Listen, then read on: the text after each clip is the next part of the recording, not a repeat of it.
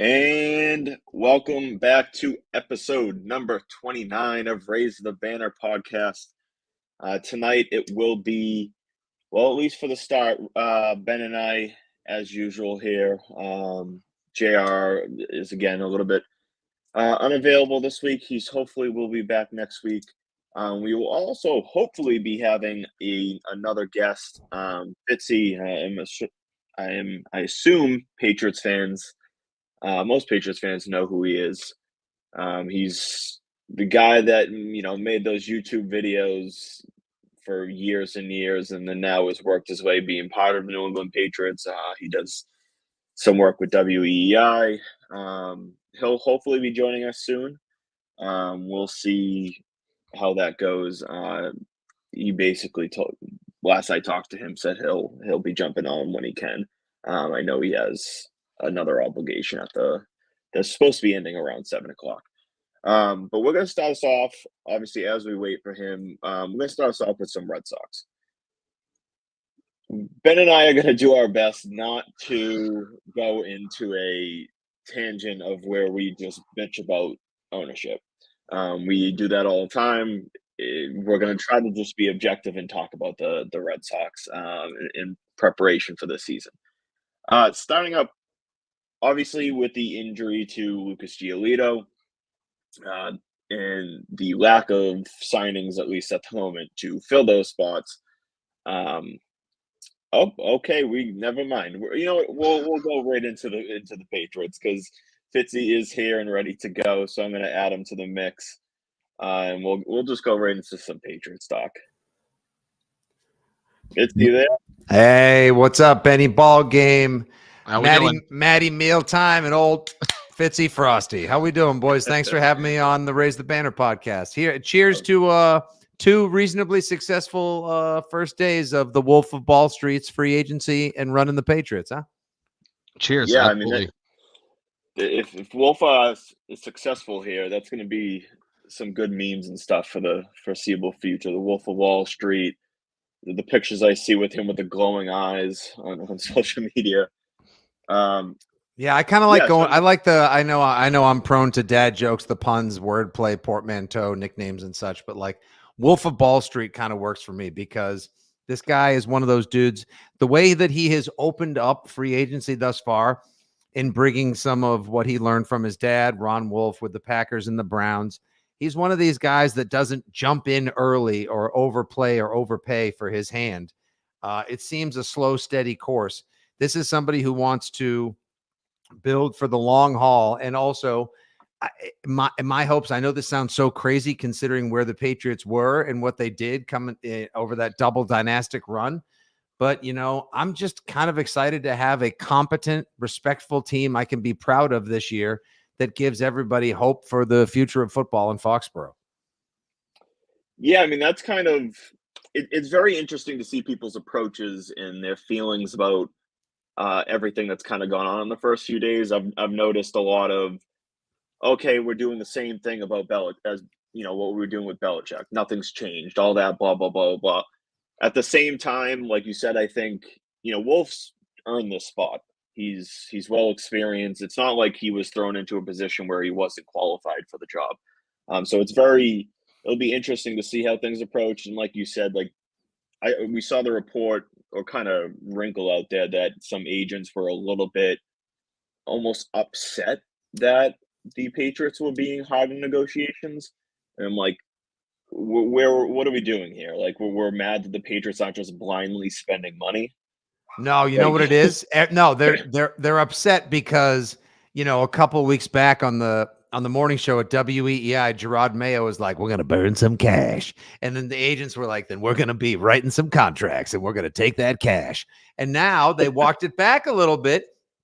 And, I wouldn't say that the Patriots are taking one of Bill Belichick's like Trader Bill, bargain center, Ocean State job lot approaches to free agency, but they're not.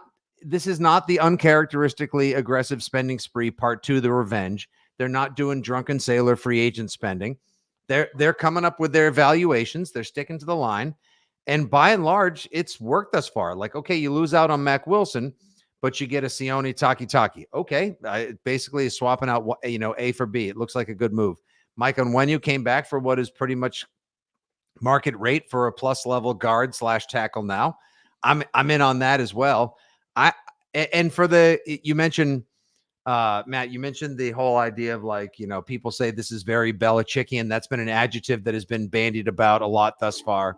The Patriots are, I even had people clogging up my timeline. Ooh, tough day for the Belichick can't draft crowd. Like, I wouldn't necessarily say that, I mean, this is, today marks the day, the first time in 10 years since the Patriots actually re-signed somebody that was drafted in the first 3 rounds since Daron Harmon with the 1-year Uche signing today. So obviously the drafts are one of the main reasons why Belichick is looking to do TV and not, prowl the sidelines at Gillette Stadium this fall.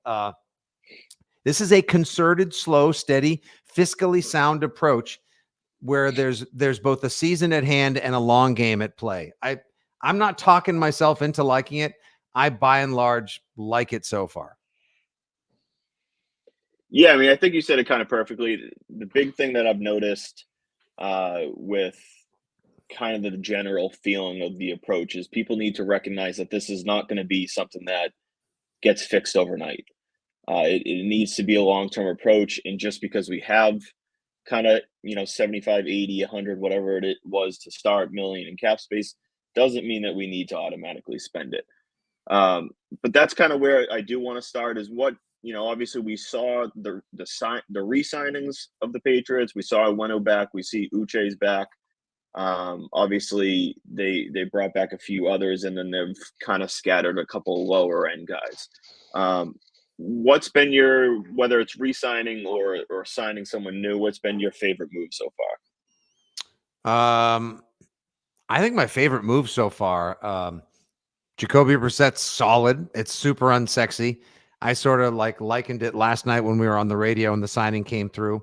Sort of like walking into a party and seeing that they have pretzel rods up first. No hummus, no mustard to even dip them in, just beer and pretzel rods. Like, all right, that'll get it done. Like I can drink, I'll drink a cold light beer and I'll have pretzels. Nothing. It's fine. Gets the job done. It's a standard American good deal. Onwenu's solid because the line is a priority, and I still want them to reach a deal with either Jonah Williams or Tyron Smith so we can have. There's no such thing as too many good tackles on an offensive line. We on the Six Rings podcast last year we referred to the way that they treated the offensive line by throwing volume and quantity as opposed to quality at the line. We called it the hobo rumble because it was just a bum fight between a bunch of dudes that really didn't have much business playing offensive line, from Vidarian Lowe to Calvin Anderson and Riley Reif, who was all washed up by that point. So I'm glad that they held on to Onwenu, but my favorite thus far is Antonio Gibson. Now, it's not just because, oh, cool, I'm going to get the kids Antonio Gibson jerseys. Or, I can't wait to draft him 3 rounds too early in fantasy because I'm a Pats fan, and that's what we do whenever we think there's talent in Foxborough.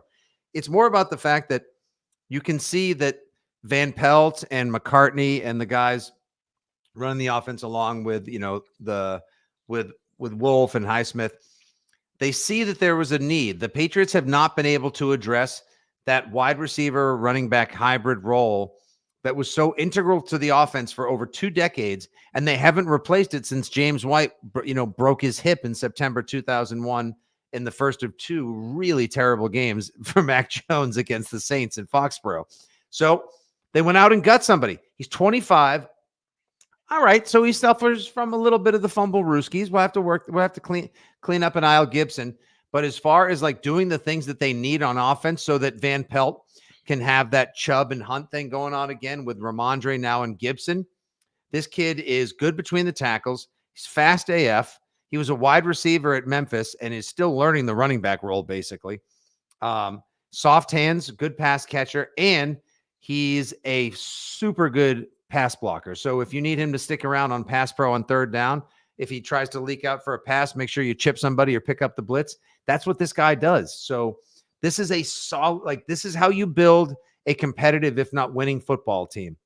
from the inside out to me. And I know everyone wants like, damn it, announce T. Higgins, sign Calvin Ridley, get everybody, and then draft Marvin Harrison Jr. and A.D. Mitchell and Troy Franklin. All right, slow our roll, everybody. It's gonna take some time to get back to where we were before.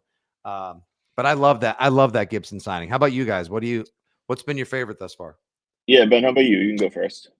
So for me, one of my high priorities in the offseason was I attacked it from the angle of I didn't want to go into the draft needing 2 offensive tackles. I didn't, knowing that it was a pretty top-heavy free agent market, it was basically Tyron Smith and maybe Onwenu if they let him get to free agency, and that it was basically it was like a hodgepodge, right? It was what guy are you going to trade for? What cast off are you going to offer a 2-year deal to? So Onwenu was my prime target.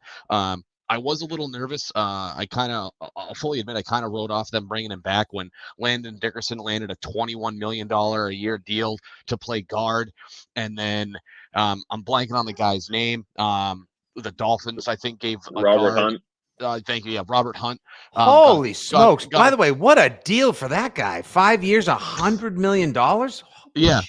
So when Dickerson that came across my ticker, and I was just dumbfounded by that deal. Yeah, I heard his jaw drop from 2 towns over. Yeah, I mean, by the way, like these aren't like coupons or Groupons, like where they return to the original cash value if you don't use them. Like you can hold on to your free agency money. It was just as good today for the Texans signing Danielle Hunter before you guys went live as it was yesterday, as it will be a day or two from now as markets evolve and develop. It's okay. Yeah. So Onwenu was my number one. I really didn't think Ben, they were. Hold on one second. Yeah. Quick little breaking news: the Carolina Panthers are trading for wide receiver Deontay Johnson from Pittsburgh Steelers. Good for them. It's a nice little splash for Carolina. It makes you think that they might be out of like the T. Higgins market, which would be a big competitor for New England if they went that route. I think they thought Deontay Johnson, he was grousing. He and Pickens were kind of going back and forth over who was the real wide receiver one. Pickens is better on the outside in the deep ball, which is obviously where Dangerous is better. He instantly becomes wide receiver one down there. That's a good pickup. Now, if he gets frustrated because they don't have a good enough offensive line and because Bryce Young just ain't it, that could turn into an issue because don't forget there was that story a couple of years ago. Mitch Trubisky, who just couldn't help but be anything but Mitch Trubisky, sucked out loud so badly that Deontay Johnson punched him in the locker room. I mean, he certainly seemed to have had his issues in Pittsburgh. Yeah, I mean, basically that's kind of what we heard between him and Pickens. I think the big picture thing was they were both just incredibly frustrated with the QB play. Pickett's just not very good. And their O-line also wasn't very good. So neither of them were getting anywhere close to what they wanted to in terms of targets and production-wise. And it just boiled over into Kenny Pickett, just little tiny little doll hands. Yeah. The only person I have ever heard of. All right, gentlemen, I have lived for a half century. He is the only human being I have ever heard of so as to improve his chances to compete at a high level in his professional sport of choice. He had his hands stretched in the offseason. I mean, Yeah. If you've heard one thing, you've heard it all, Benny, huh? Yeah. I mean, it's a way to improve. But go on, Ben. What's your favorite signing? Well, so there were a couple things I wanted to throw in there with the news about Johnson going to Carolina. I wonder, because you have to wonder, right, depending on how free agency unfolds, what are the Pats going to do at 34? Are they jumping up? Are they staying pat? We all know that they need a wide receiver. We'll see what happens with Ridley. But if they really do want to go after a wide receiver, I wonder if that takes Carolina's 33rd overall pick off the board as a possible snipe, if you will. I would imagine that if somebody falls, the 2 late first round guys I have my eye on are Brian Thomas Jr. and A.D. Mitchell, which I think they're not going to fall to 33. So I think if it's one of those 2 guys and you're not sitting there wondering like, okay, am I going to get Ladd McConkey or am I going to get I don't know who else is right there. I don't know, Troy Franklin and Xavier Legette. The South Carolina kid. So, Debo Samuel 2.0. Yeah. Yes. On a DK Metcalf frame, mind you. which is absolutely insane. He runs. What time is this podcast on? It's on from 6 to midnight. If we can get Xavier Legette, that's when it's on. Yeah, it'll be on 6 to midnight for in perpetuity. The other thing, it was interesting when you brought up the Antonio Gibson signing. If there's one knock, he's been a little injury prone, so hopefully we can keep him healthy. But you brought up the whole. He's good at pass blocking. He was Pro Football Focus's third-ranked pass blocking running back last year, despite the fact that he was splitting time with a handful of other guys. So the fact that they're addressing that role is super exciting. But for me, like I said, bringing in Onwenu, especially kind of on a dime. I mean, you got him for $19 million a season. You probably had to guarantee a little bit more money to get him to agree to that. But now you either still have the option of bringing in a left tackle, or you really only go into the draft with one legitimate tackle need instead of two. So that, I think, makes things a lot easier for them in terms of what direction they want to go in addressing now left tackle.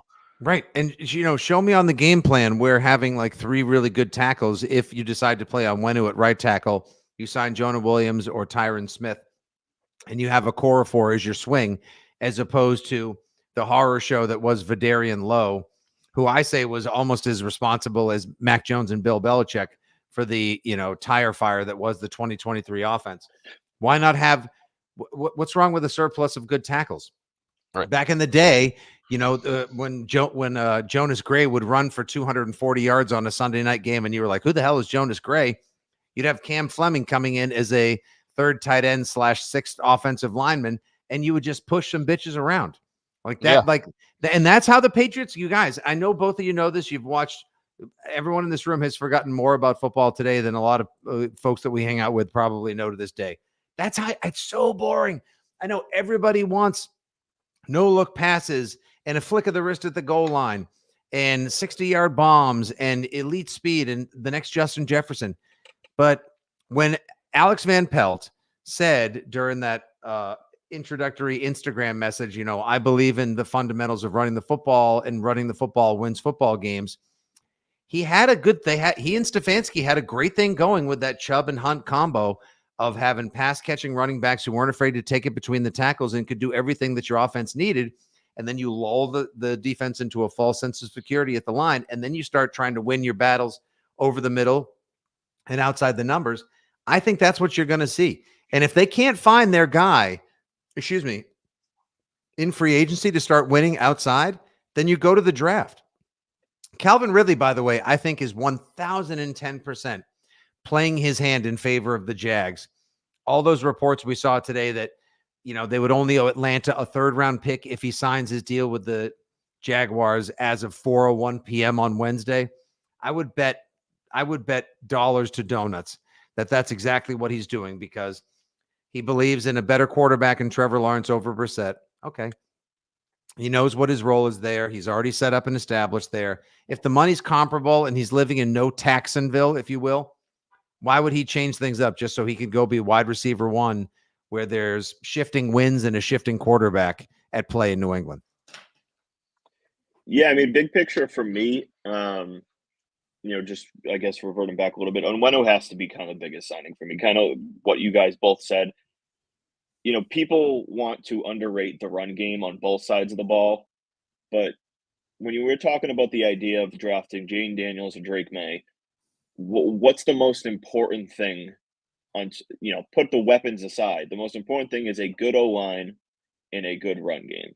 If you can control a game on the run game, it makes it 10 times easier for a quarterback, especially a rookie quarterback. So, I mean, that, between the Gibson signing where we talked about what he brings to the table, and the Onwenu signing, I've been a fan of Jonah Williams coming in. I know you mentioned it, Fitzy, and a lot of people think he just blows and don't want to bring him in. He probably won't cost him much. He'll probably only need maybe a 1 or 2 year deal. At least he's serviceable. Right. And Yes. That goes back to the whole theme that we're talking about, like serviceable, dependable, a professional. He's been there. He's done that. And he's also not like closer to AARP than he is NCAA, like you did with Riley Reef and a bunch of these other guys, or dudes that only like barely would have made the XFL or the USFL or whatever the hell they call it now in the Vidarian Lows and whatever else. Like, Jonah Williams and Tyron Smith. And now Tyron Smith is old by tackle offensive line and NFL standards, but the dude is good still. Like the dude could play for a year or two until you make way to whoever your left tackle of the future is. Yeah, so that's been a big thing for me, and we've talked about it on previous pods, is that, they're not going to be able to realistically fill every hole to the point where it's like an ideal replacement. The best bet for them is to fill short-term positions, for example, left tackle, whether that's Jonah Williams, someone like Tyron Smith, and then that way they can attack the wide receiver position, and then next offseason, they can draft a tackle, mid rounds too, and see if they can develop them. But maybe next offseason, that's when you truly address the long-term need of left tackle. Because just because we have all these needs doesn't mean we're going to be tossing around money, with no regard of being, I guess, cautious and smart with it, just to fill needs in the hope that we're a mid-tier wild card team scraping to be relevant again. We have to do it right. That would be terrific next season, though.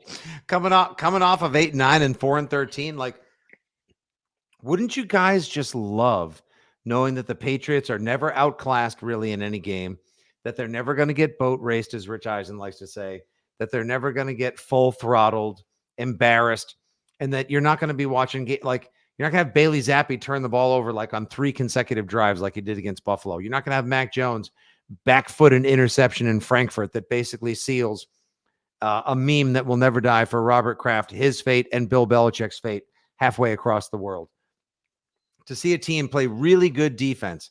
They've lost Jalen Mills, they lost Mac Wilson, but they brought in Sione Takitaki, and I wouldn't be surprised. I know Chauncey Gardner-Johnson just went back to the Eagles, but I wouldn't be surprised if they're in on another one of the safeties as well. Like this defense, and we don't even know what the Uche comes back on a cheap deal.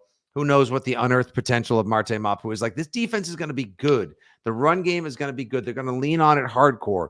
Jacoby Brissett's going to be, 1/3 of the Wolf Pack back here with the Wolf Pats. He's going to be a steady presence in the locker room, a mentor to whoever they draft at quarterback. And he's never going to it's never going to be like, all right, Jacoby, get out there and sling it. Throw it 70 times like Bledsoe did against Minnesota in 1994. He's going to be a game manager, which means you need to invest in the offensive line now and in the future. And maybe even, I don't know, I would have gone for 2 backs. I'd go for another running back if I can. And when it comes draft time, I'm with you guys. Invest early and heavy in a left tackle. And I would also take 2 quarterbacks in the draft as well.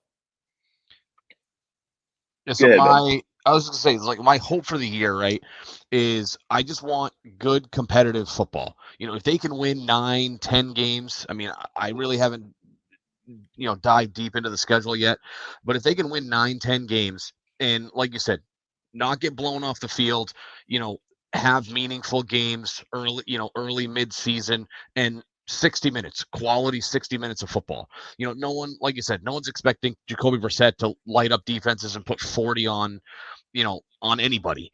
But if they can be competitive and they can develop guys for the future. Now, I'm a little old school with this. I would say it's fewer quarterbacks nowadays are ready to step in and be QB1 from day one. You see it with certain guys. Joe Burrow did it. I still think there's some left in the tank for Trevor Lawrence, but for the most part, there's a ton of success and merit to the idea of if you draft the rookie quarterback, he sits for a certain amount of time. And I'm not saying you automatically have to sit the guy. If they go, they draft Drake May, Jaden Daniels, and he just blows doors in camp, and he's just leaps and bounds head and shoulders better than Brissett. And it's like, well, hey, like, we don't want to waste what this guy's momentum is. If we can get the flash in the pan now rather than wait 4 months to figure it out, great, let's do it now. But at least you have the option where Brissett can come in and he can keep you afloat if the rookie is, in over his head, so to speak. I just want competitive games where I don't feel like I need to turn the TV off in the third quarter because, they can't come back from a 10-0 deficit, let alone something worse than that. So competitive football, I think they're making the right moves. I think the defense is going to be good. I think it can certainly get better. Obviously, Christian Gonzalez is going to come back. Maybe they can help out with some secondary pieces. But if they can be, serviceable, 12, 13, 14-ish type offense with this good defense, and I think for 2024, that's really all we can hope for.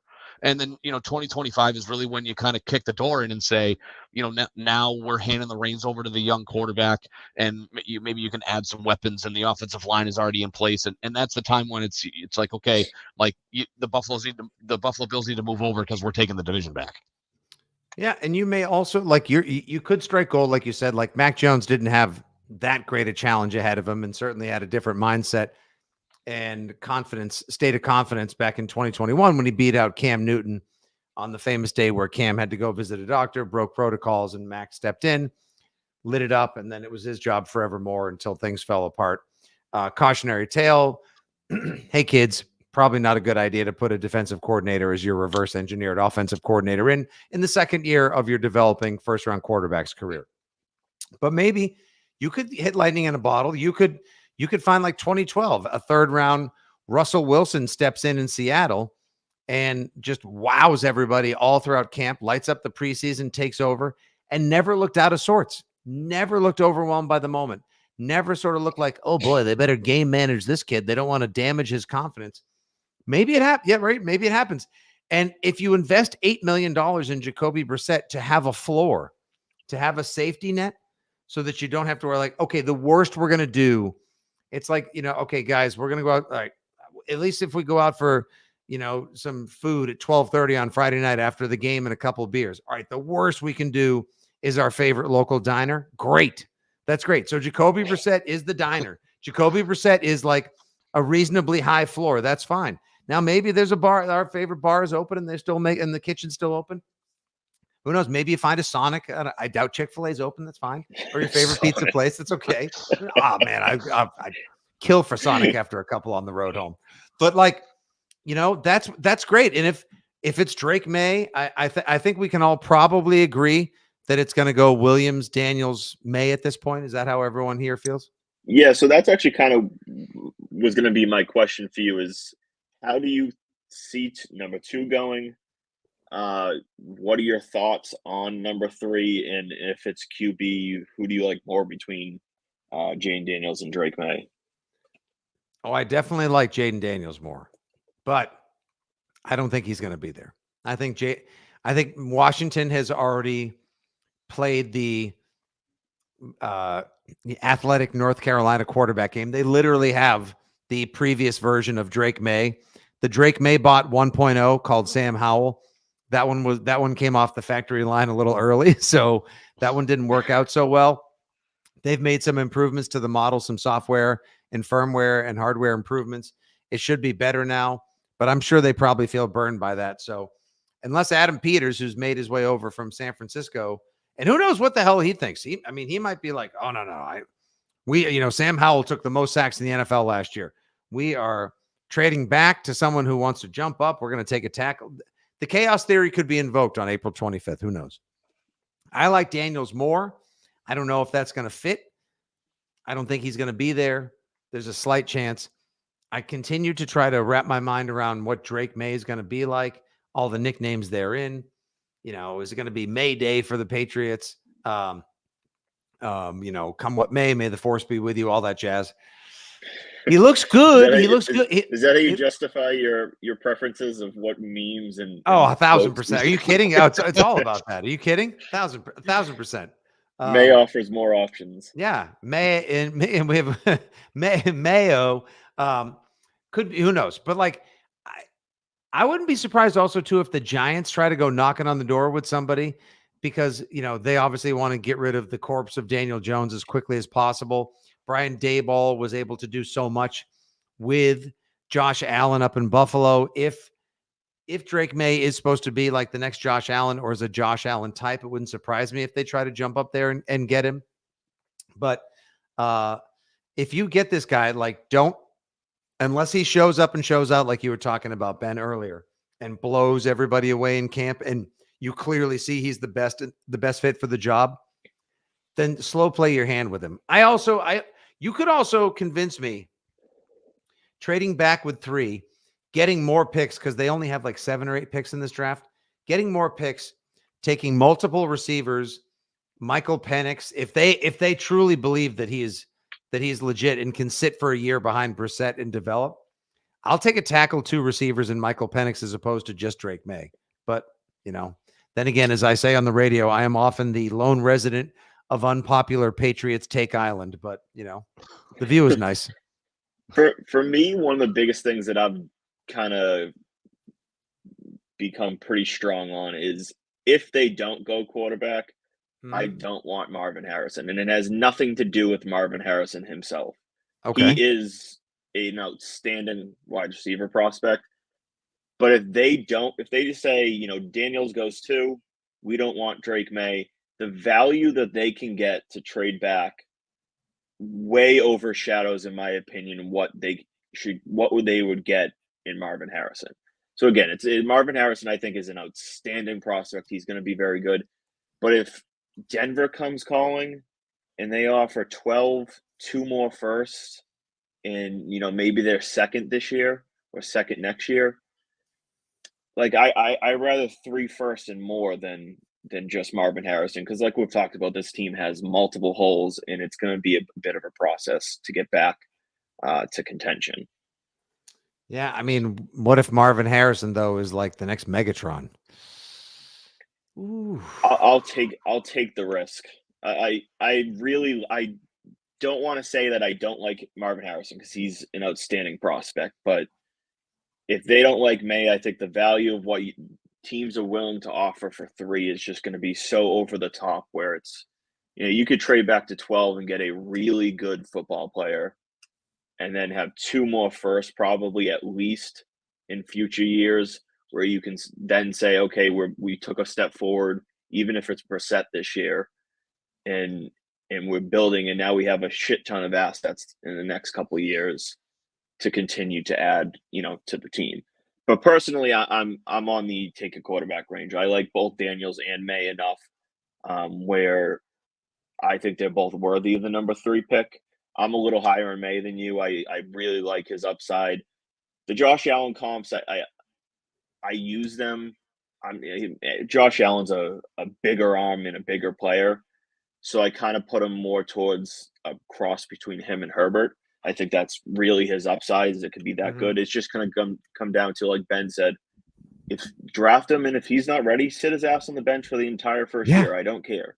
If that's let him go Jordan Love style. I mean, look what happened to this guy. I mean, that's a long time to tell Pats fans, like, don't worry, he's going to be good. See you in 2027, Pats fans. Like, whoa, that's a long ass wait. I don't even think it needs to be 2 years. Like, I think a rookie, if a rookie QB is not ready after 1 year, then you probably made the wrong pick.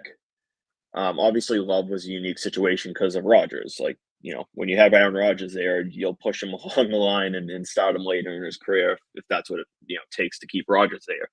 But if it means sitting Drake May for the entire first year, knowing that he can sit and learn and develop and improve on his footwork, his processing in and outside the pocket, pre and post snap, do it.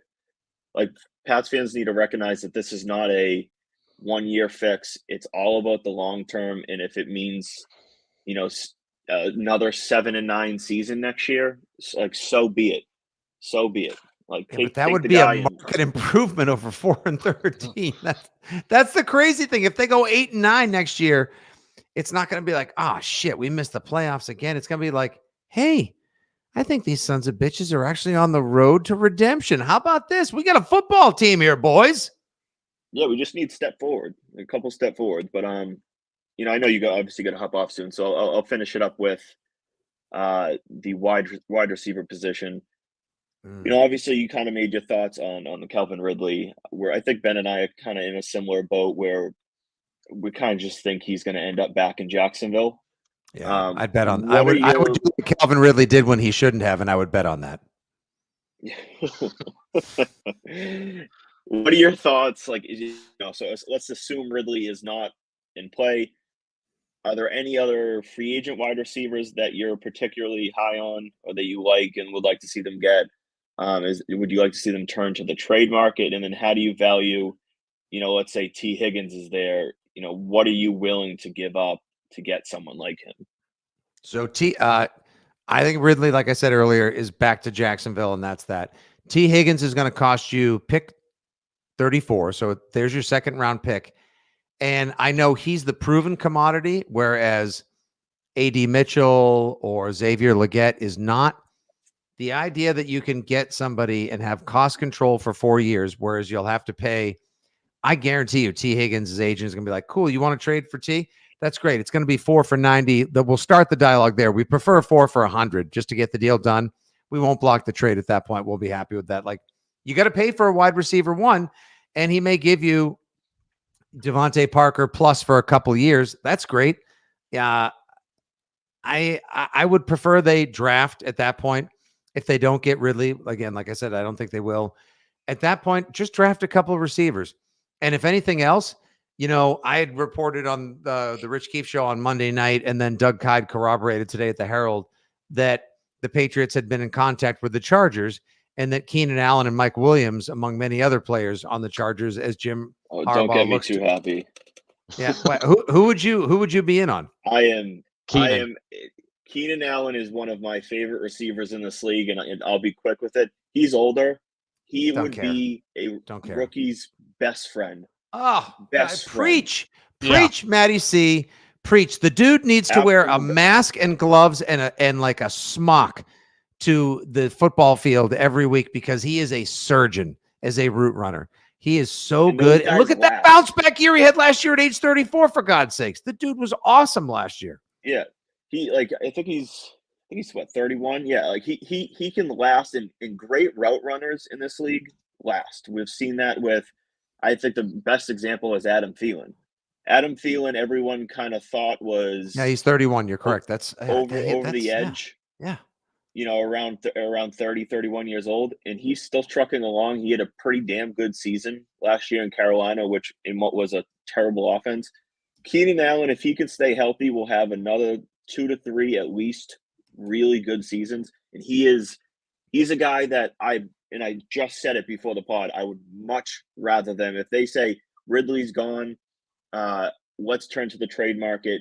We have T. Higgins here they want 34 and a fifth, plus give him 25 a year. Oof. Or we can get Keenan Allen for, a future 4th or a 5th round pick, and give him, I don't know, maybe a 2-year, $40 million extension.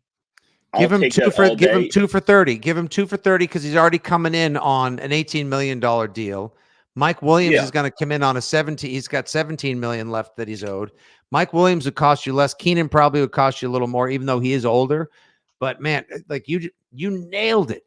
The whole idea, a rookie receiver's best friend. Here's a guy who basically has been running the Arthur Murray dance school. Like, here's Fred Astaire of wide receiver route running. This dude knows how to do.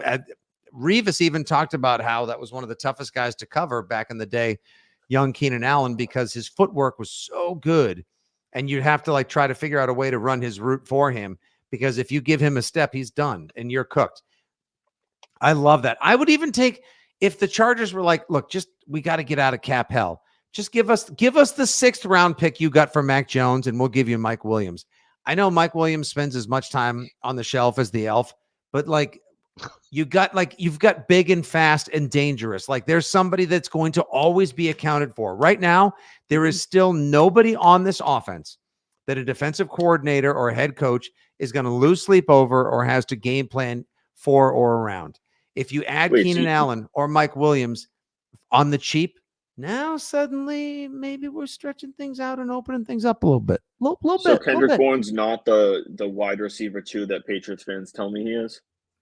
He is. He's such a good wide receiver 3. And also, I think if anything else, you're just paying for smiles, vibes, and high fives. Yeah, I heard it today. A good phrase for Kendrick Bourne is he's like the perfect wide receiver 2.5. He's probably a little bit better than a 3, although that's probably what you want to use him for, but he is not a wide receiver 2. I think in an absolute pinch, if you needed something, he can flash and he's got a little bit of skill, but if you have to rely on him to be at least a wide receiver 2, you're in trouble from a passing game standpoint. I mean, you guys said it. I mean, Keenan Allen is a rookie quarterback's best friend. He's got the size and speed combo that you look for. And I don't think he would cost a ton. Like you said, he's in the final year of a, by wide receiver standards, team-friendly contract, but he's older, so you could probably get him for, up on the $18 million a year. Is that really that terrible of a deal to give a guy like Keenan Allen? Absolutely He's going to not. last. And right, he's going to last. And so, he's a guy who, he's like Old Faithful. You can count on him, time and time again.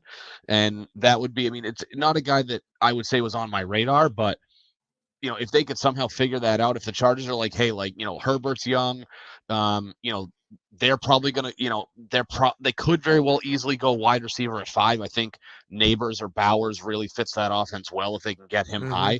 And if they're willing to say, look, we're paying Herbert, we don't want to pay a 32-year-old Keenan Allen anymore. Ship him off for what you can get for him because they want the youth movement. Send him out, bring Malik Neighbors in. I think you could get him for, like a 4th or a 5th round pick and not too much money to, be somebody that, your Drake May or your Jaden Daniels can lean on, moving forward. Right. And look, Keenan Allen, just for the record, everyone, Keenan Allen's stats last year, played in 13 games, 150 targets, 108 receptions, 1,243 yards, 11.5 yards per reception. So he hasn't even dipped into the, 10 and under yards per reception country. 7 touchdowns. Like, that's pretty damn good for a dude that has been banging around the league for 11 seasons. That's 13 games. Yeah, that's about, if you think about just yardage, that's right under 100 a game. So if he played a 17-game season, he would have been statistically on pace for over 1,600 yards last year. Like, he is still very, very good. And, health will be a little bit of a worry. I agree. I think his hamstrings aren't the most reliable thing out there. But he's a Mike Williams is a Jaguar. Like, when it performs, it's great, but it's in the shop a lot. And Keenan Allen's a Honda. Like, we all have cars. Like, that's not the sexiest make in the world, but like, when the engine runs, like, it's good and it gets you where you want to go, and you're never unhappy about the trip. And he'll get you from point A to point B without breaking down. If I was picking one wide receiver at this point just for the rookie year, just for next year, to put with a rookie QB, Keenan Allen is absolutely in the top 5. Like, he's that much of a best friend for a rookie QB, really any QB, but a rookie QB specifically, where a guy that you need to rely on. And I kind of see, like, when we had Jacoby Myers for Mac Jones, like, Jacoby Myers is like a very light version of Keenan Allen, in my opinion, where he was not very fast, not very quick, but he was just good at getting open. And that's why he was successful, and Mac had some success as a rookie. Pair that up with a better rookie QB and a better wide receiver, and could put up some pretty good numbers even with the rookie QB. Yep. It's hard to believe that we actually missed Jacoby Myers that badly. But again, hey, addition by subtraction, Devontae Parker and that long national Patriots Nation nightmare is over. Pretty soon, Juju Smith-Schuster will be on his way out of town. The Patriots will be doing what neither of those receivers was able to do, which is gain separation, which is great. And then we just rebuild the room. Keenan Allen would be somebody I would legitimately get excited about. I love watching the guy play football. I would love watching him play here. I would even still take Mike Williams. I think that's the direction they pivot instead of overpaying for T. Higgins and dealing with Calvin Ridley, who I believe, again, will go back to Jacksonville. But yeah, guys, this has been a ton of fun. Thanks for having me on. First time, long time, as they like to say in the business. And, to a good rest of free agency, a great draft, and holler at me. And I'd love to chat again with you guys anytime. Yeah, Fitzy, thank you very much for coming on. We'll have to do this again soon. And take care. Everyone, they can't thank Fitzy, but you can listen to Fitzy on WEI Monday, Wednesday nights right now. Mondays and Wednesdays with Rich Keefe, on the weekends as well with Andy Hart. 6 Rings podcast available, like obviously the Raise the Banner podcast, Spotify, Apple, and wherever football talk is found. Hopefully still the Joker on the Jumbotron at all the home games for the Patriots next year. And as Tom Brady said, it's FM all season. Let's get after it. Let's get it. All right. Thanks, Fitzy. Thanks for coming on. Appreciate it. See you guys. Ben, nice to meet you, buddy. Be good. Bye-bye. You too. Take care. All right. Yeah, so there was Fitzy. It was great to have him on. Yeah, Ben, let's just kind of continue this conversation. We'll do a little bit more Patriots, and then we'll get back to a little bit of Red Sox to finish us up here. Yep. Um, I want to specifically go into the wide receiver conversation.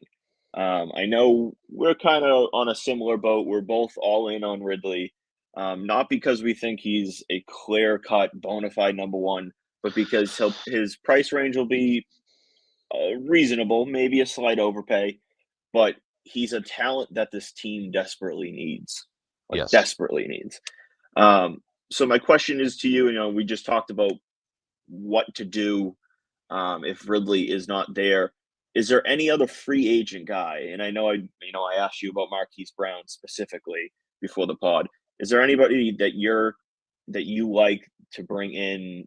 And whether they go another option via trade or the draft, that's a different story. But are there any other free agents that you like enough to where you feel like it would be worthy of bringing them in?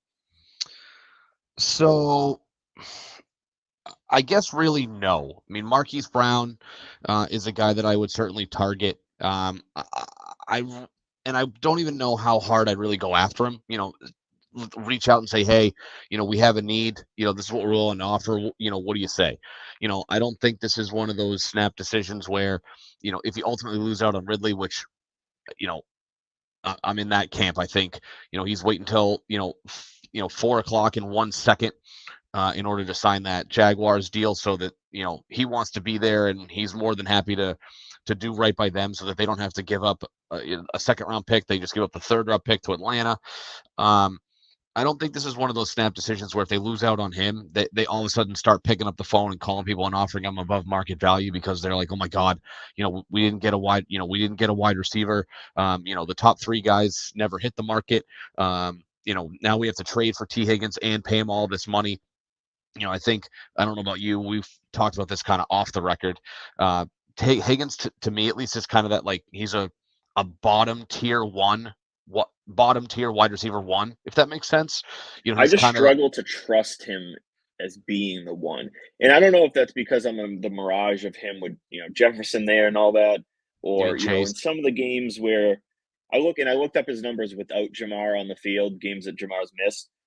They were a little bit better than I thought, but I don't know. I just don't trust him to be the one. So the idea to give up 34 and I would Probably probably say maybe a little more.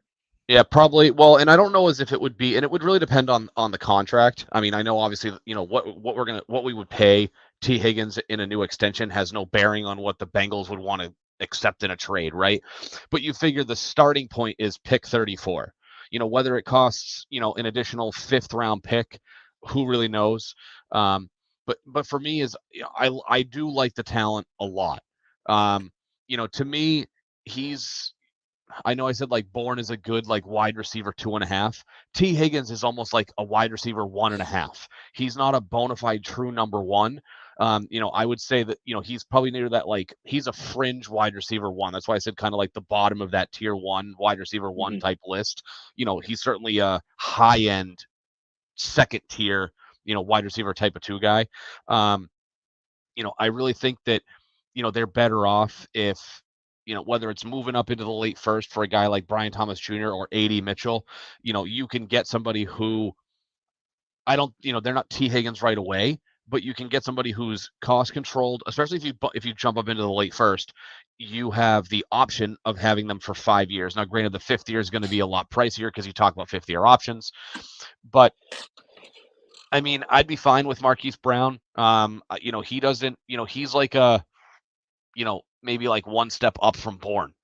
He's a I think he's like a decent, solidified two. yeah, he's a decent two. He may flash every once in a while, but he's a guy that, he can be the two. And in terms of, the skill set too, right? Like, I would want somebody who has a little bit of speed, a little bit of a bigger body. Xavier Legette is a guy that I've had my eye on for a while. He's kind of fallen down like my wide receiver ranks, only because not because I think of things that he's done to hurt himself. I just think other people have done a lot more than I expected them to, and really helped their stock. But when you got a guy, and I don't have the 40 time in front of me, but when you have a guy who's 6'2", 225, and he's running like a 4.40 or a 4.4, 4.3, somewhere in that range, that's, you can't really teach that. So, if you can get somebody like that, great. But I'm not going to blow the doors off of somebody with an offer if they don't land Calvin Ridley. We'll find out about that in what, probably within the next 24 hours. Yeah, 20 hours, whatever it is. It's almost 8:00 here. So 4:01 tomorrow. Like I said, probably hear that he's going back to Jacksonville, and I'd be fine with Brown, but I don't want them to all of a sudden throw a boatload of money at him because they have it and they feel the need to. And I don't think they would either. Wolf has done. He stayed kind of calm, cool, and collected. He hasn't really been jumping out of his pants at certain free agents. I think that he made the right offers, and they're really sticking to the line, like Fitzy said. That they're not just spending to spend, which I think was the mistake a few years ago. They kind of spent to spend. Whereas you have to be a little bit methodical about it, and you have to spend. It's okay to spend, but if you spend correctly, obviously, a lot easier said than done. I don't really expect Wolf to really do that because he hasn't. It's not his MO. So, would I like Brown? Sure, but I would say it's way more likely that they go out and trade for somebody or shift their focus and spend on the offensive line so that pick 34 becomes the wide receiver you want to pair with who you get at 3.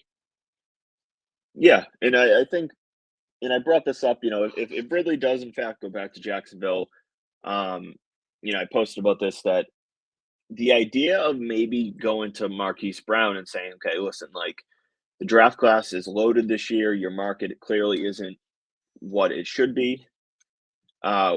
We'll give you a 1-year loaded offer. And by loaded I mean like And 1 year. Who are you talking about? Marquise Brown. We'll give you 1 year, 14 million base with incentives to get up to like 18 million. Something that, at least 2 or 3 million that he's probably would get on a multi-year deal, and say, okay, we'll give you a real chance to get up to 18 million, make more than what you would in a per year basis, and then you can hit free agency again next year. And if you do that, right, we talk about the, if you don't get Ridley, the possibility that you get a bona fide number one, and not even that Ridley was that, but a number one obviously decreases unless you're going to make a big trade.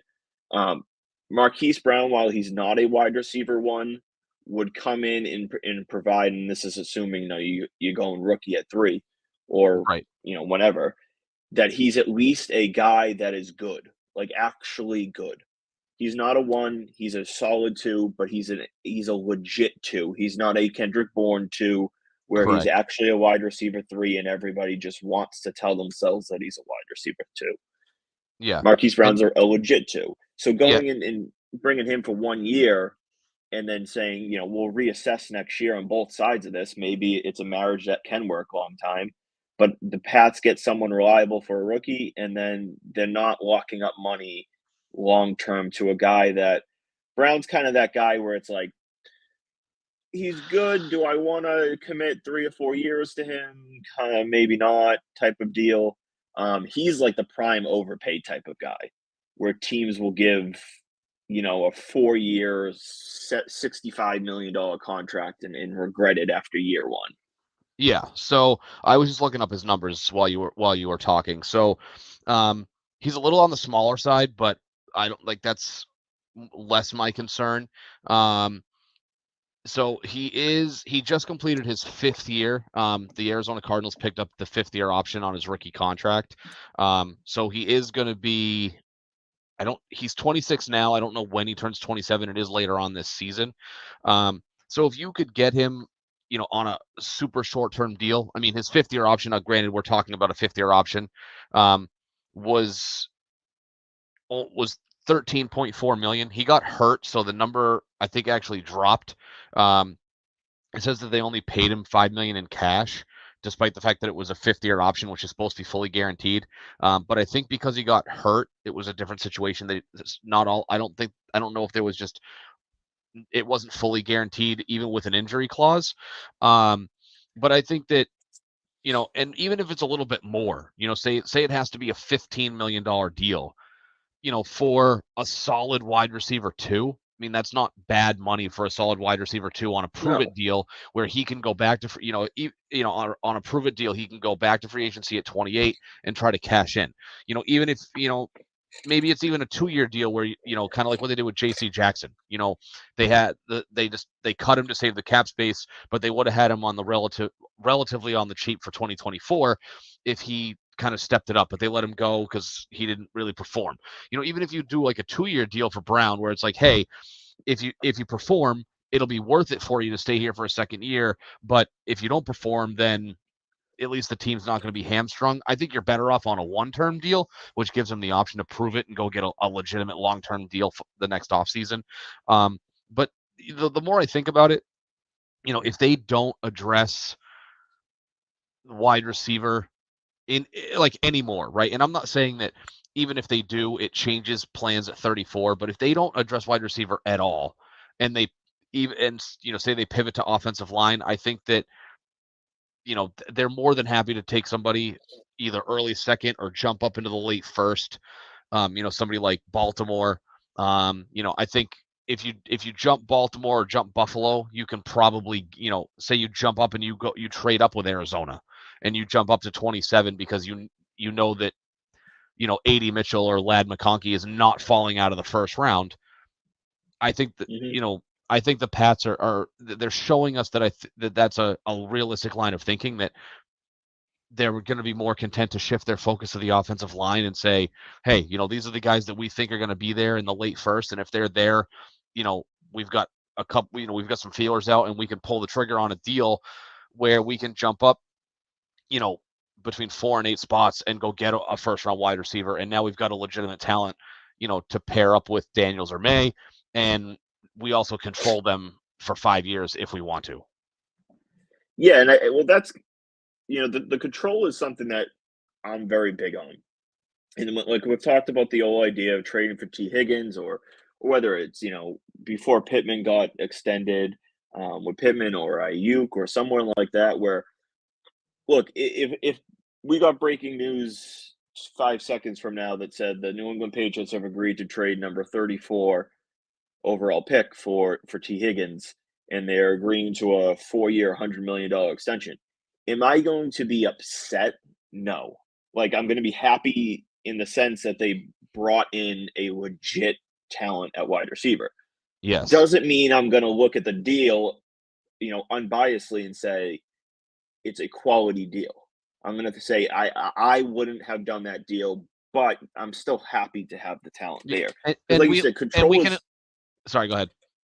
Control is kind of everything. So, like, I know it's a risk of, let's just say for the sake of it, A.D. Mitchell falls to 34. Like, if you're telling me, would I rather take a shot on T. Higgins and pay him $25 million a year, or take a shot on A.D. Mitchell, I lean Mitchell, in part because I think A.D. Mitchell is kind of a clone of T. Higgins, but that's a whole different discussion. Yeah. I just kind of view the control, because then you can take that money and just, people don't recognize that as, okay, if you say Higgins for 25 million, or in number 34, or A.D. Mitchell at 34, and then take that, 24 million left over after you pay Mitchell and go throw the bag at, Calvin Ridley. Like that's what we're talking about. Like, I had the arguments of Ridley. Would you rather Ridley or trade for Higgins? And I'm like, I will, in 100 out of 100 times, rather Calvin Ridley, and whether it's A.D. Mitchell or Ladd McConkey, or one of these tackles on the top of the second, I would significantly rather those two guys than just T. Higgins. I agree. Like, controls everything. I agree, and let's set aside the fact that he wants to stay in Jacksonville. Let's kind of push that aside for a second. A realistic offer to a guy like Ridley, you're talking, he's 29, so you're talking 3 years, 4 at the most, and you're probably in the neighborhood of $20 million a year.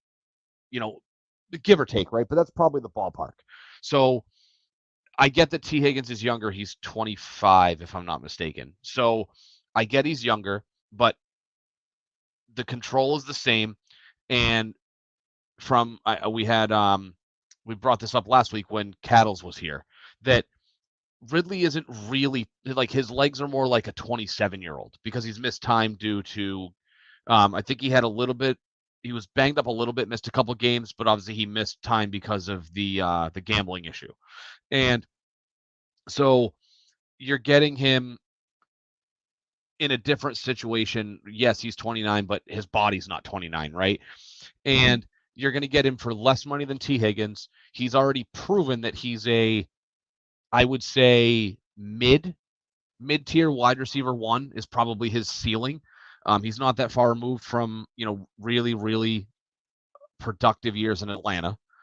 And so if it's sign Calvin Ridley, and then depending on what else you do, right? Because if you figure if you sign Calvin Ridley, then you probably aren't prioritizing wide receiver at 34 like you would offensive line, right? I said earlier, if they don't get a wide receiver, they probably go offensive line, and then wide receiver becomes a little bit more of a high priority at 34 because you've brought somebody else in on the left side. Yes, you could probably go get a guy like Patrick Paul at 68 out of Houston, who, like we talked about earlier with Fitzy, right? You can't have enough good offensive linemen. And if they do the opposite, right, they pay Ridley, then they can turn their focus where they can get somebody like, just because I know he'll be there, you could get somebody like a Jordan Morgan out of Arizona at 34. If he fell enough, maybe you move up a little bit and you go get Graham Barton, who is a tackle guard hybrid out of Duke. You can do one of those two things, or maybe somebody, we've talked about Mims out of Oklahoma, Georgia, right? Yeah. And where, people, you could see him as high as 10 or as late as the early first, late first, early second round. He's kind of all over the place.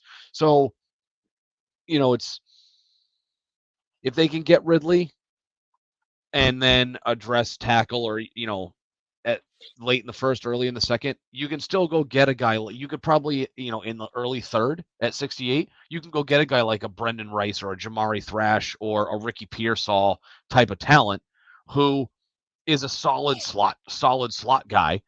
So, I'm with you. I would much rather a, Ridley signing and then, a tackle at 34, or, spend on the offensive line and then you get a legit wide receiver late first, early second, any day over trading 34 for T. Higgins, because you're, in all likelihood, he's going to want wide receiver one money, which you're talking 5 years at $23 to $25 million a season. Yeah, and I think most everybody's should be at least planning for a QB at 3. Part of what I have been seeing in, obviously mocks and mock drafts, and it's tough to really predict. I even like the idea, and I know Fitzy brought this up, that we could use more picks. We have a lot of holes. We could use more picks. Yep. One trade that I noticed that I put together in a mock was like the idea of trading number 34 back to Green Bay. I think they're at 41, 42. Send a 2025 fifth and get like 91, I think they have. Like something like that, where it's 34 and a future fifth for like 42 in 91 type of deal. Where they move back, 7, 8 spots. Who's at 42? Is it Minnesota? I'm talking Green Bay. So they're at 41, 42, one of those two. Okay. And then they get another pick in the 90s. Some of the projections of guys in that range, I really like. We're talking like there's some tight end options. There's certainly wide receiver options. There's going to be some tackle options. I would be open to moving back from 34. In the mock that I did, it was move back from 34. I want to say it was to 41, and I took Xavier Worthy at 41. And then with that, we got the 91st or whatever pick, and I took Mac and Calvis, the tackle out of Pittsburgh. Yep. Now, in this scenario, this was my mock offseason. They were signing Jonah Williams. So that lessened that need for tackle. But the same concept works for tackle. You could ideally, I think there's a chance that we're on the clock at 34, and there are at least 3 options at 34 that are tackles. You know what I mean? And we could Yeah. sit there and say, we'll move back, 6 spots, 8 spots, and because there's a couple tackles we really like, there's a couple wide receivers we'll really like, and we'll say, you know what? Let's move back. We'll get another pick in round 3 or 4, and we'll kind of let the gods decide of which path we're going to take, because we like both paths, and both paths are needs, and both paths will be improvements, and both paths fans will not be upset about. Not that they care about us, but and they still add another pick down the road. So I mean, that's one thing that I've been seeing in what I've been kind of my preference right now, and that might change, down the road. But I really kind of like the idea of moving back from 34 if the deal's right. Yeah, and I think obviously the remainder of free agency has to play out in order to kind of see what kind of direction they're going to go in, because they can still go Yeah. in multiple directions, right? There was and I'll use a phrase that you hear a lot on the afternoon show on 98.5, where you have a brown check mark on Twitter had floated the idea that, I guess, and you shared this with me, that the Patriots had been linked to Hassan Reddick out of Philly. And they did talk about making a splash defensively and ending up getting somebody that they felt was a immediate impact, elite starting caliber talent. So there's still plenty of opportunities to make moves out there. So it's really going to dictate what happens, obviously, come draft day. I would say if they're able to get a wide receiver, I think trading, or if they're not able to get a wide receiver, I would say that trading back from 34 becomes very, very likely, because I think that, if say, we'll play out a scenario, right? So let's say Minnesota misses out on JJ McCarthy.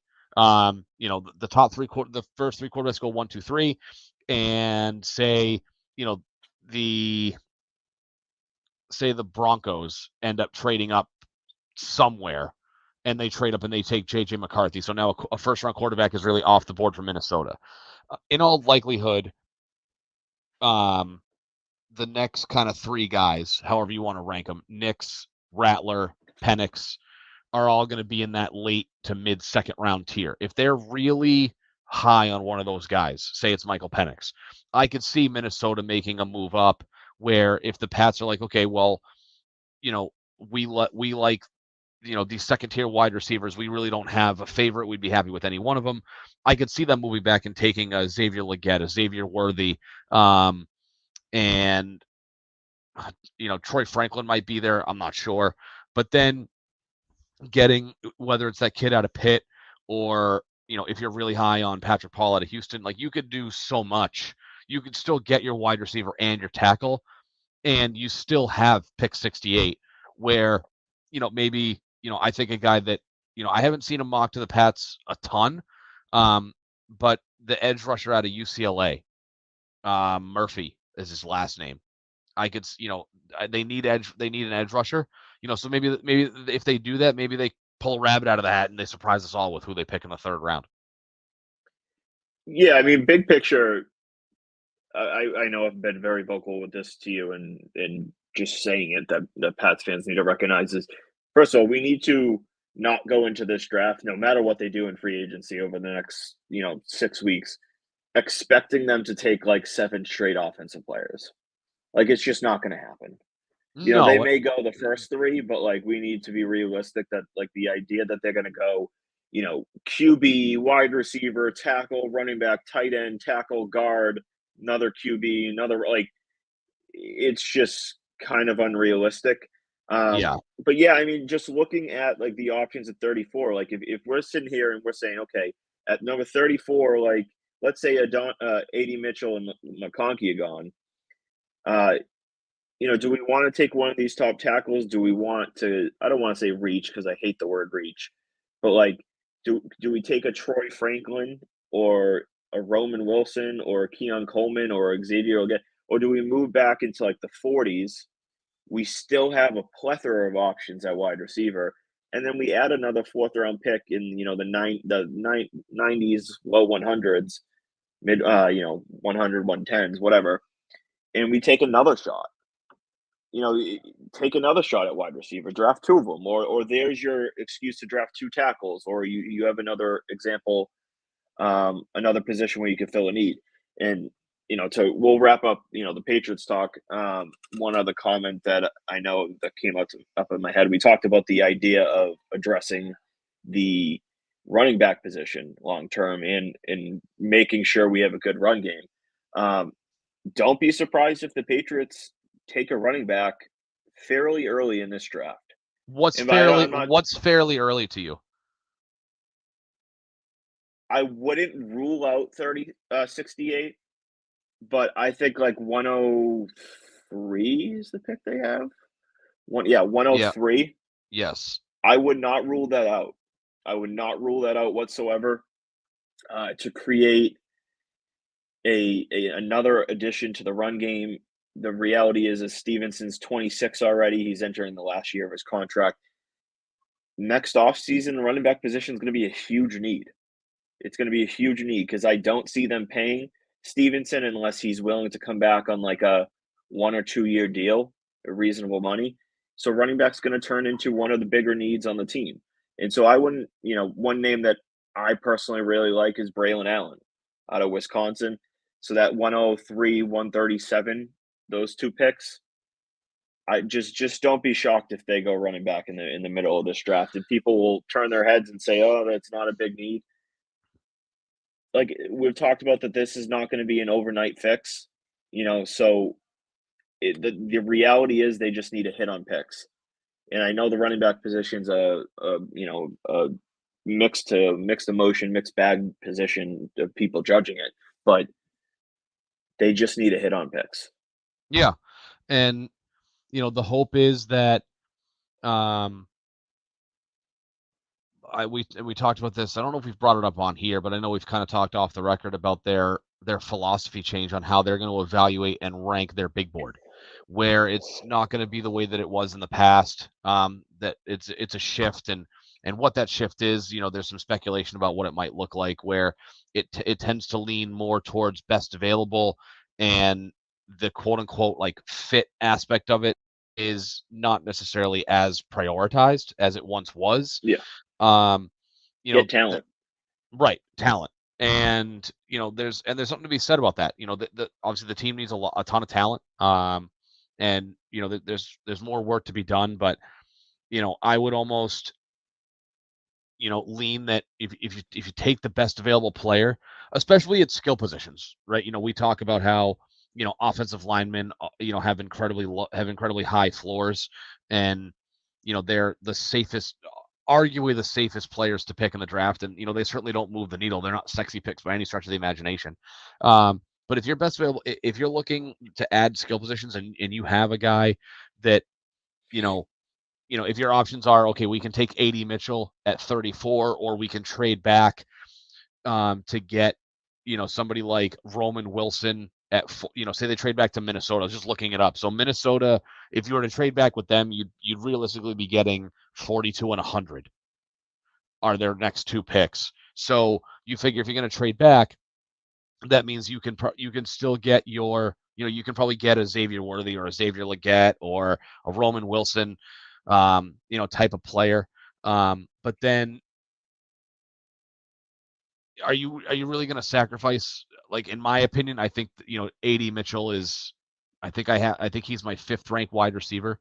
Are you really going to pass on that kind of a talent just so you can get like, the 9th best wide receiver and a tackle? Like that's I don't know if I'd want to do that at this point. I'd almost rather say, hey, you can get a tackle at 68 because you're probably not trading back in the second round and getting a pick higher than 68. You're not getting a pick, you're not getting something in the 40s and 50s. You're going to get something that's in the 40s and something after 68 anyway. So if the tackle's going to be available at 68, like to me, there's really unless you get an offer that's just too good to refuse, I would rather take a guy like AD Mitchell than trade back just because you can add picks later on in the draft. Yeah, it's going to be about what players are available. Obviously, if 34 comes around and they're AD Mitchell or one of the tackles, whether it's Fontanu or Guyton or Morgan or whatever, if they have a guy with that's like jumping off their board, like we had them as the 22nd ranked guy, and he's sitting here at 34. Take him, just take him. Right. My concept of 34 is, I think they'll get to that point, and who knows? Players fall and past what we expect, but 34 could come and they'll say, we're sitting here at 34, and there's like 4, 5, 6 guys that we really like. Let's move back, add another pick, because we trust that we'll get at least one of these guys at 40, 41, 42. Again, like I'm a big believer of go and get the guys you like, but at the same time, you got to weigh the balance of, do I like this guy where it's worthy of taking it, or do I like moving back and I like this other guy too that I know I can get 5 or 6 picks back. But yeah, we'll finish up with the Patriots there. Let's do about 10-15 minutes of the Boston Red Sox. We were going to be doing to start, and now we're finishing up. Yeah, I mean, so the Red Sox, plain and simple, they're in a pretty rough spot, but we're not going to dive deep into that all again because it's just a recycling our thoughts. The rotation's in not a great spot. It currently stands. You have Brandon Bello, who is locked in. Nick Pivetta is locked in. Cutter Crawford is borderline locked in. After that, I don't know. Seemingly, how things have been playing out in spring training is Garrett Whitlock would be your number 4, and the mighty Cooper Criswell will be your number 5. They have seemingly been keeping Houck and Witkowski in the bullpen. What are your thoughts on this 4 and 5 spot? Do you prefer Houck or Winkowski in there? What are your thoughts on that? I don't know as if I would prefer one over the other. You mentioned Whitlock. I really don't love him in the rotation. I think that ship has kind of sailed. I still think there's people out there that still want to throw a couple of logs on the fire and see if it can burn with him as a starter. I'm just not there anymore. Like you said, Bayo, Pivetta, and Cutter Crawford are solidified in my opinion. And I think that, Houck is a guy that can certainly do it. I don't know if he's a guy that I don't love him. He's good, not great, but he has been in the rotation, and I shy away from the idea of saying that he succeeded in the rotation, but he certainly hasn't been a monumental failure in the rotation. So for me, it's Houck. I think he's got the stuff that he can do it. And then, just be a guy that, can kind of keep him afloat. So that's where I would go. I mean, Winkowski, fine. I think, obviously they're in a pretty rough spot because the only guy they signed is done for the year. He had, Lucas Giolito had surgery today. Not quite sure what he had. I haven't heard anything, Matt. I don't know if you've heard anything about what he had. That's another topic. It's either going to be full Tommy John, which means he'll probably be out until mid 2025, or if he just needs the brace, that's generally about 6 months for, I think, positional players is a target rate. For pitchers, 8 to 10 months. But that would bring him back. Obviously, 12 months from now, we'll be in the same spot. They'll bring him back for the start of next year. But yeah, no, I mean, I'm in a similar boat. Like realistically, Houck, Winkowski, and Whitlock, I don't want any of them in the rotation. I think they're all best spots are in the bullpen. If you had to ask me, I had to pick one of the 3 in the rotation, it's probably Tanner Houck. And that's for someone who, like I just said, really believes that Tanner Houck should be in the bullpen. If you ask me, my second option is Josh Winkowski. I rather give him a shot in the back in the rotation. I know he kind of was that in his first year, like testing in the majors. I just don't buy Whitlock as a starter anymore. I just don't think he can stay healthy anymore, to the point where you want to be throwing him out there going 5, 6, 7 innings every fifth day. I think his best spot is in the bullpen, going 1 to 3 innings 2 or 3 times a week. That's just how I want to. I want to see it. I don't think. I mean, like I said, we're not going to get into the whole everything big picture, but this has the opportunity. We're looking at a potential. Just the Boston Red Sox are out of the mix by the end of May. Like, yeah, and I'm an optimist, and like there is. I believe in Nick Pivetta. I believe in Cutter Crawford. I believe in Bello. The bats in this lineup are. I think there are some bats that are very underrated and could have great years, and maybe they do, and this team stays afloat going into July and August. But this rotation, no matter how good, and I think this bullpen can be. Also, just shut out Slayton, the guy that they got in the Rule 5 draft. He's looked great. Great. He's been as good as you could have hoped for so far in spring training, and he looks like he's going to be a bullpen piece. But this rotation is going to be a struggle, and we're going to be in for long nights. There's one thing if the number 4 or 5 were where they at if you had a very legit 1-2, but we don't have a very legit 1-2, and we still have this bottom of the barrel trying to figure out who are not even just fifth starters, but also our fourth. It's kind of a shit show. But next up, and we'll finish up with this, the decision on Rafaela. He has been, I think, going into spring training, if you could have hoped of what you would see from him as a whole. I mean, he's still swinging a little too much, but as a whole, he's kind of looked as good as you could have hoped for. They have the decision of, it's pretty simple. If you have him on the opening day roster, he's there for you. I forget the exact date off the top of my head, but if you wait until May 15th, 16th, something like that, they get an extra year of control. So 6 weeks roughly. What would you do? How do you feel about this whole situation? Because we got to recognize, if Rafael is not on the team, they still got Abreu, Yoshida, Duran, and O'Neill in left side, or depending on his injury. They have options in the outfield besides Rafaela in the short term at least. Do you keep him on the opening day roster, or do you send him down to the minors for 6 weeks to get that extra year of control? So, considering they don't have any bona fide outfielders, I think, unless he starts to falter, I think you need to, he needs a spot on the opening day roster, and you kind of you kick the extra year control down the line. I know they're playing the long game. They want to wait for Teal, Anthony, and Mayer to come around, and theoretically, next year's kind of the year. Would I be surprised if they sent him down and said, hey, we're playing the long game. We want the extra year of control. We want you here for this run that we foresee starting next year. So they send him down to AAA. They call him up. I'll look up the exact date. And let me just see. So it says a player, I'll digress in a second. It says a player is deemed to have reached 1 year of Major League service upon accruing 172 days in a given year. So I'm not sure what the exact date is, but the Major League season is 187 days long.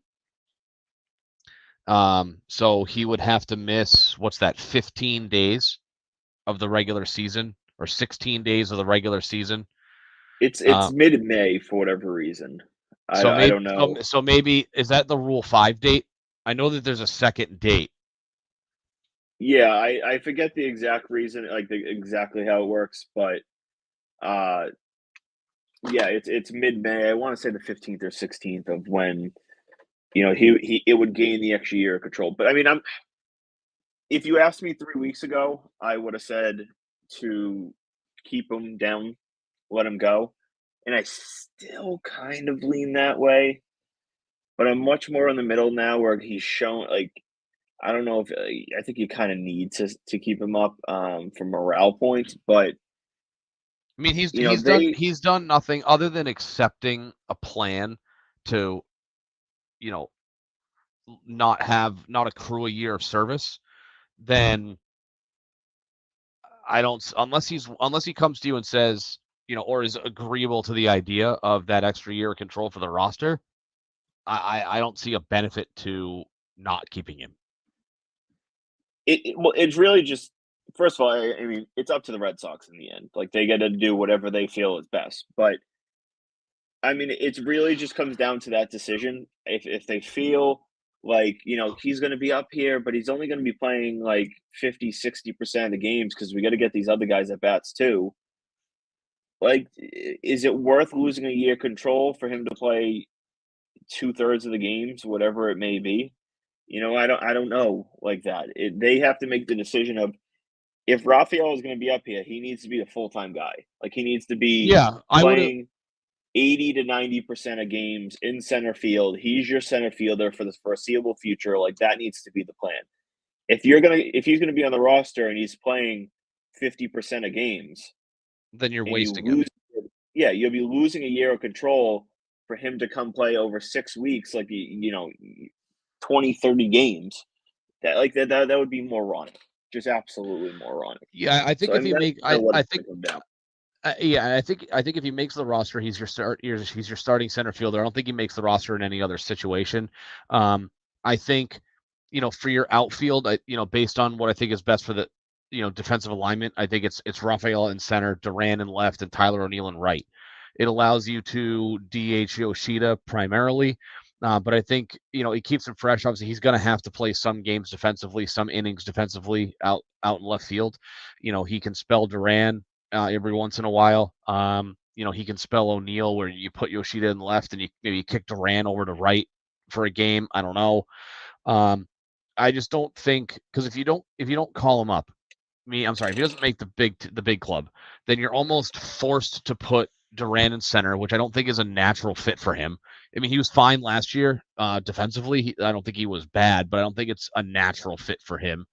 I think he's better suited in left field. It'll be Duran, O'Neill, and Abreu across the outfield with Yoshida at DH. Like Yeah. that would be without Rafaela. That's going to be you'll see a ton of that. With Rafaela, you're in a okay. Duran will play, I would say, full time against righties. Abreu will play a shit ton versus righties, and then O'Neill will mix in with both. Can he Again, play? Did he ever play infield, Abreu? Or is he Not that I know exclusively of. an outfielder? Who was the? I think he's been exclusively an outfielder. Okay, there was somebody else who was kind of a mix of both. Not Rafael. Yeah, There was somebody else. and like I said, I'm a big fan of Wilyer Abreu and his bat and what his potential could be on this team. I And just I don't know want if he has a him. role. That's the issue. There's not like he doesn't have a spot So currently. Rafael kind of throws a right. So if Rafael is ready and is the starting center fielder, you're basically going to rotate, and I think they'll essentially rotate Abreu, Duran, and O'Neill in those two spots. And Yoshida will be there'll be really no reason for Yoshida to play the field. Like Yeah, why would he be playing the field? All of them, Duran in center is average defensively. Duran in left is solid defensively. yeah, O'Neill, we know, is a former Gold Glover. We know Abreu is, well, we don't, he hasn't been up here, but he has shown in the minor leagues insofar at the end of last year that he should be, I would say, not elite or great, but pretty good in the outfield. And then we know Rafael has the potential to be Gold Glover. So if all four of them are up here, never mind Refsnyder. I don't even know what they do at Refsnyder. I don't know if they keep him. Like Yoshida's not going to sniff the field, which may be good for his bat, but yeah. And I just wonder if the Red Sox if they'd be amenable to keeping 5 outfielders. Now, granted, Yoshida wouldn't play a ton, so you could argue, well, it's like, well, yeah, he's an outfielder when he plays in the field, but he's going to DH almost exclusively. I just don't know if they would keep 5 outfielders. That's the only thing. I lean if Rafaela, if they make the decision that Rafaela is the full-time guy, that they will trade or cut Rob Ruffsnyder. But At that point, but he's your sixth outfielder in this scenario. Because you would have Duran, Rafaela, O'Neill, Yoshida, and Abreu, and Rest. So that's and Refsnyder makes six. I just don't know if they keep all five. I just don't know. I don't know if they would. It's not. I'd have to look back, but I feel like 5 outfielders is not a common thing teams do. When one of them is going to be your full-time DH, they certainly can. Right. Especially knowing that in a pinch, Rafael, not even in a pinch, if needed, like if Trevor Story goes down, Rafael can transition and be your shortstop type of thing. You know, it's a little. I get what you're saying because Yoshida, Abreu, O'Neill, Duran, they all are more exclusively just outfielders. I know Duran played, second base, I guess, in the minors for a little bit, but Rafael at least gives you that flexibility that if they want to, and I don't think we'll see it, but with Grissom down early, we could see a game or two where Rafael is at second base. Like I wouldn't. And early I don't on, bet on it, but I wouldn't rule it out completely. Well, if Grissom's gonna miss time, who plays second base? At this point, I think it will be Pablo Reyes until he gets back. People have been pushing Valdez. The reality with Valdez is I think as bad as is MLB ready to be a decent major league hitter, his defense blows, man. It blows. He's not a serviceable defender. He's going to be a guy that's going to be like, we're upset about Rafael Devers' defense. His defense might be worse at second base. He's just not a major league defender. So his really only path, it seems to be, is going to be a DH, and there's just not really a spot on this team. So I think Valdez starts the season maybe as the backup second baseman.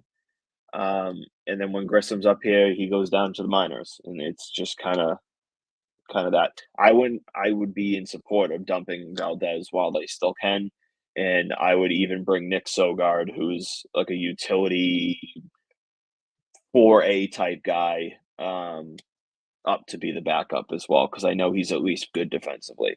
But we'll leave it at that. We've gone as usual well over what we kind of hoped for, but at this point, we should just start telling people to plan on 90 minutes. Yeah. So we're at 92 minutes, but yeah. So thank you everybody for listening. Fitzy, again, thank you for coming on. We appreciate it. It was obviously a great time having you on here. Pleasure. Thank you.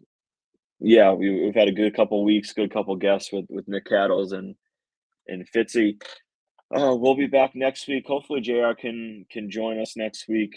His work schedule's been all over the place, filling in for some other people. But until next time, take care and raise the banner. Have a good night.